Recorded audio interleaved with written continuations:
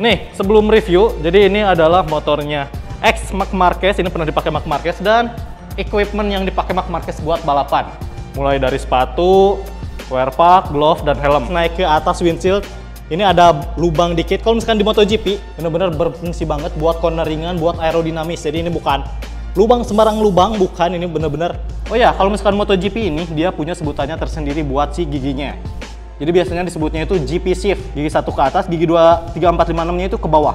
Jadi mereka nggak pakai starter, apalagi kick starter. Biasanya muterin ban belakang, diputer, masukin gigi, nyala.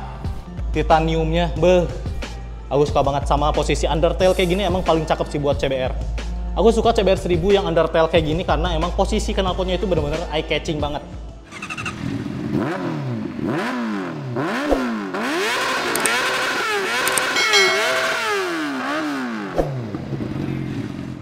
Assalamualaikum warahmatullahi wabarakatuh. Tek what's up teman-teman semuanya. Halo, apa kabar kalian? Semoga baik-baik saja dan makin banyak rezekinya, amin. Seperti di judul nih, aku mau lihat-lihat motor si RCV 213 ini. Nih lihat, motornya udah ada di belakang aku dan sama banget liverynya sama di baju aku, Repsol.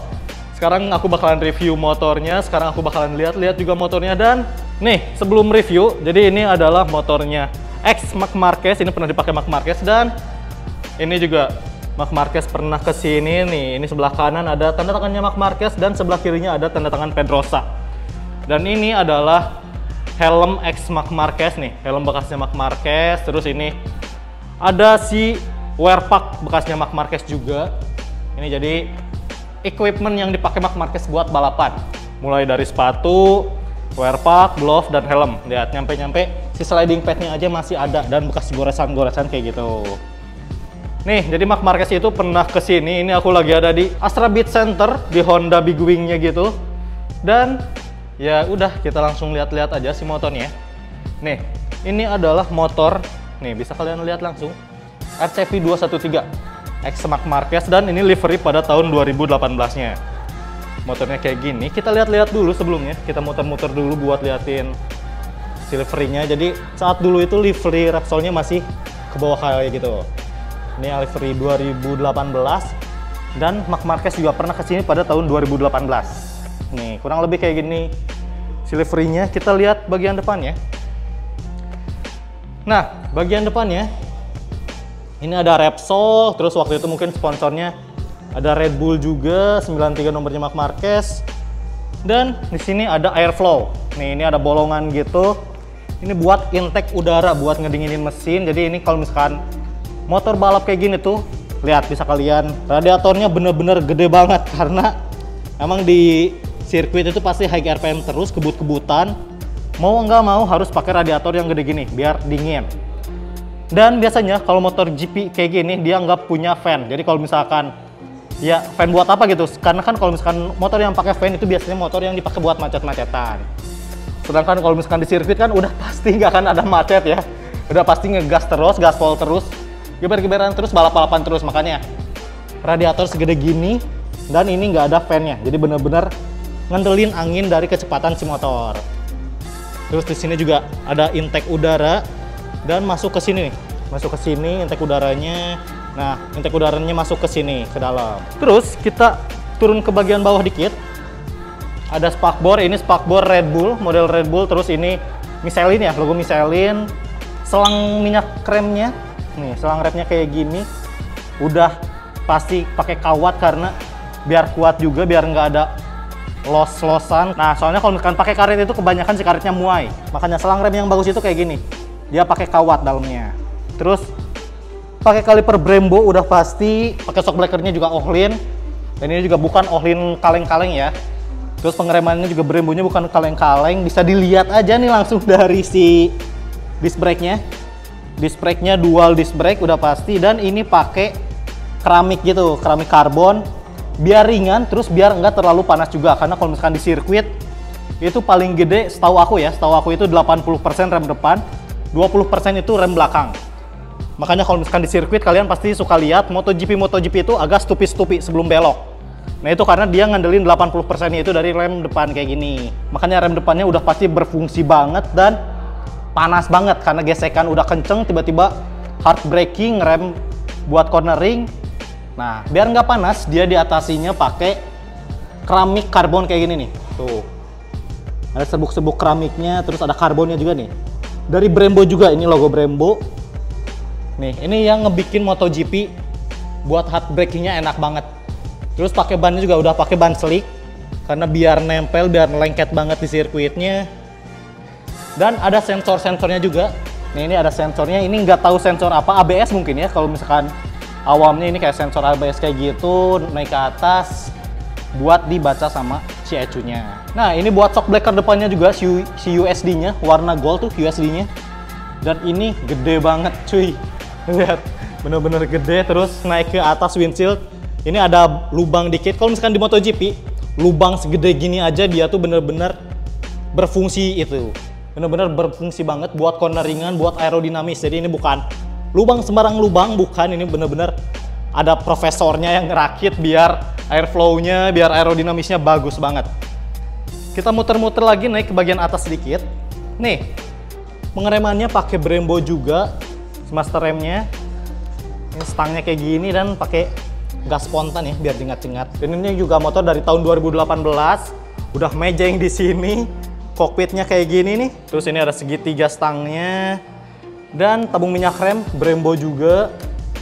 Speedometernya kayak gini. Jadi kalau misalkan di MotoGP itu dia lebih mementingkan si time attack, lebih mementingkan si waktu daripada kecepatannya gitu. Jadi yang pasti yang paling gede itu adalah waktu, terus si RPM baru kecepatan. Terus ada gear indikator juga biasanya. Dan ini ada si cut off engine-nya. Tuh buat off dan run. Dan biasanya kalau misalkan MotoGP itu nggak ada si starternya ya, starter, apalagi kick starter pasti nggak ada. Kalau misalkan di MotoGP itu biasanya nyalain motornya dengan muterin ban belakang. Aku nggak tahu nama buat nyalainnya itu apa. Engine start mungkin ya, nggak tahu apapun. Nah biasanya nyalainnya itu muterin ban belakang. Kalau buat MotoGP, jadi mereka nggak pakai starter, apalagi kick starter. Biasanya muterin ban belakang, diputer, masukin gigi, nyala. Nah kayak gitu.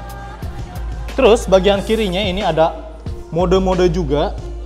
Mungkin yang ngerti buat ngejelasin mode-mode ini ya pembalapnya sendiri, aku kurang ngerti juga. Ini ada run atau off, terus ada banyak mode-mode juga. Cuman yang pasti kalau misalkan MotoGP kayak gini, dia udah dilengkapi sama launch control. Launch control itu dipakai banget buat kita start dari pit, dari grid mau start balapan itu pasti pakai launch control. Biar tenaga bawahnya benar-benar ngisi, benar-benar kenceng banget. Dan biar nggak wheelie juga, karena kalau misalkan motor kayak gini, oh ya by the way ini motor 1000 cc 4 silinder. Nah kalau misalkan motor kayak gini, tiba-tiba kita ngegas itu bisa ngebalik. Makanya fungsinya launch control itu ya biar start kita posisi performa terbaik dan nggak ngangkat, masih stabil motornya, masih bisa dihandling. Nah kita lihat si bagian tangkinya. Nih tangkinya juga, tutupnya juga karbon dan ini setahu aku ya bodinya full karbon biar ringan juga, biar bobotnya nggak terlalu berat. Jadi ya bobot itu mempengaruhi banget buat di balapan. Nih si joknya, karena ini buat balapan udah pasti cuman gini doang, bener-bener tipis, nggak ada nyaman-nyamannya sebenarnya. Terus balik ke buntut belakang, nih aerodinamisnya cakep banget. Ini bener-bener diperhitungkan si aerodinamisnya, jadi lubang-lubang yang ada di motornya itu bukan sembarang lubang. Nah ini kayak lubang di sini, ini buat ngademin knalpot kali ya, karena belakangnya ada knalpot.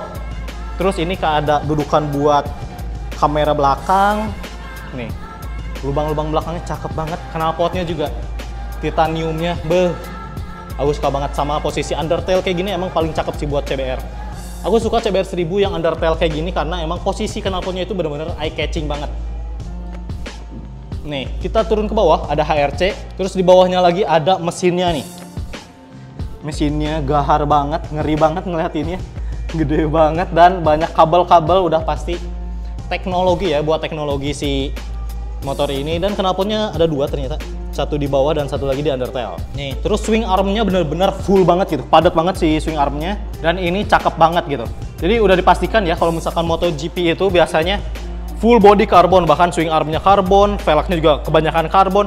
Itu biar ngepres si bobot MotoGP-nya tersendiri, buat ngepres si berat MotoGP-nya, karena begitu mau nggak mau MotoGP seringan mungkin. Nih, dan ini ada lampunya juga, karena di MotoGP juga kalau misalkan hujan nih, kalau misalkan hujan biasanya wajib pakai yang gini biar kelihatan kalau misalkan motor yang depan kita itu ngerem. Takutnya kan kesundul jatuh ya, ngejajar, itu kayak lucu juga kalau misalkan di MotoGP. Nih, kita agak muter ke belakang bagian kirinya. swing armnya yang di kiri seperti ini. Spakbornya juga karbon. Spakbor kolong. Terus rantainya juga gede banget karena emang torsinya pasti gede banget si MotoGP ini.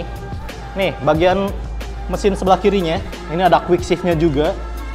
Quick shift dipakai banget kalau MotoGP. Oh ya, kalau misalkan MotoGP ini, dia punya sebutannya tersendiri buat si giginya. Jadi biasanya disebutnya itu GP shift. Perpindahan giginya beda sama yang lain. Biasanya dia gigi satunya ke atas, gigi satu ke atas, gigi 2, 3, 4, 5, 6-nya itu ke bawah. Karena apa? Karena misalkan kita lagi belok nih, lagi high speed, pengen naikin lagi speed, pengen geber lagi, itu gampang banget, tinggal diinjek, tak, naik ke 2, 3, 4, 5, dan seterusnya. Ini makanya kalau misalkan di MotoGP ada sebutannya GP shift, dibalikin sama gigi-gigi pada umumnya. Terus quick shift-nya juga pasti up and down, ini pasti teknologi termutakhir ya. Karena kebanyakan motor-motor ATPM sekarang itu yang ngikutin gayanya MotoGP. Kebanyakan ngikutin sih teknologinya MotoGP. Oke, wah gila. Perkabelan di sebelah kirinya rame banget.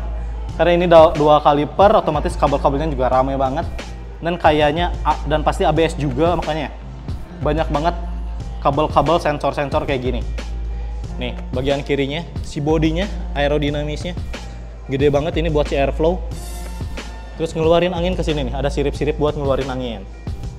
Nah, terus si shock breaker belakangnya juga sama pakai Öhlins.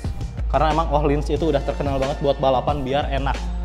Biar di sirkuitnya bener-bener stabil gitu saat belokan-belokan. Oke, ini cakep banget motornya. Mungkin segitu aja review aku tentang motor RCV 213 ini. Makasih banyak buat semuanya yang udah nonton. Jangan lupa tonton video-video yang lainnya.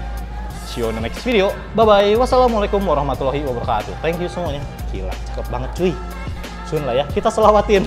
Tapi buat apa deh? Thank you.